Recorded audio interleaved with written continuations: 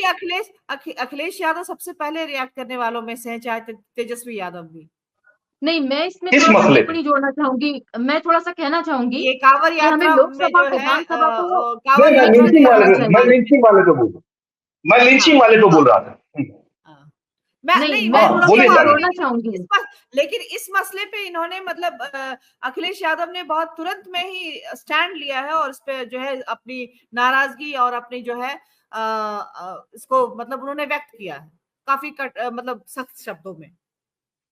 नहीं मनोरमा जी, मुझे लगता है इसको इस तरीके से भी समझे जाने की जरूरत है। लोकसभा में एक फॉर्मेशन बन सकी समाज को लेकर, वो इसीलिए कि बात जो है वो बाबा साहब के संविधान को लेकर आ गई थी, और बाबा साहब के संविधान से दलित पिछड़ों का जो है ना वो बहुत ज्यादा अटैचमेंट है।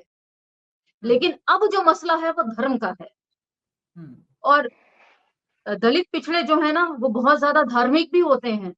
तो ये दो अलग अलग मुद्दे हैं और अलग अलग मसले हैं, इनको मिक्स करने की गलती हमें नहीं करनी चाहिए। बाबा साहब के संविधान को बचाने की जब बात थी तो इमोशनल स्टैंड लोगों ने ले लिया, लेकिन अब धार्मिक स्टैंड लेने की बात है। तो धार्मिक स्टैंड जो है ना वो भाजपा के खाते में ज्यादा जाता है। इसे इस तरीके से भी समझे जाने की जरूरत है। तो कुल मिलाकर आपको क्या लगता है कि बैकफुट पर जो है भाजपा होगी, या विपक्ष अगर बहुत ही विवेकपूर्ण ढंग से और बहुत ही सक्षम जो है इसका प्रतिरोध अगर नहीं करता है तो बैकफुट पर विपक्ष होगा इस मसले पर?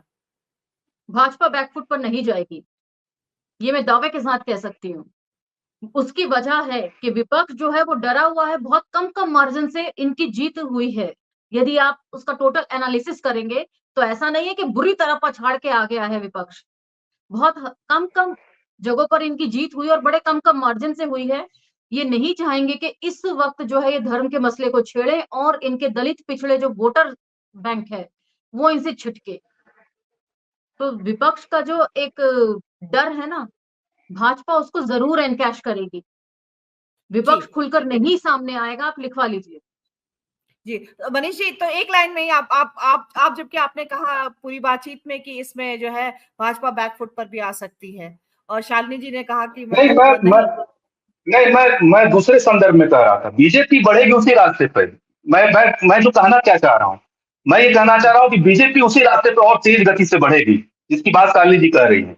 हमको बस एक चीज बस समझना है, अभी ये देखना बाकी है कि जनता और झटके न दे दे। ये भी एक बात मेरा बस उसमें है कि अभी अभी उन सब चीजों को लेकर के जनता के अंदर तनाव कम हुआ है, और बीजेपी अगर उसी रास्ते पे बढ़ेगी तो जनता बनाम बीजेपी वाला भी पहलू बढ़ सकता है। ये मैं बस इसमें कहना चाह रहा हूँ।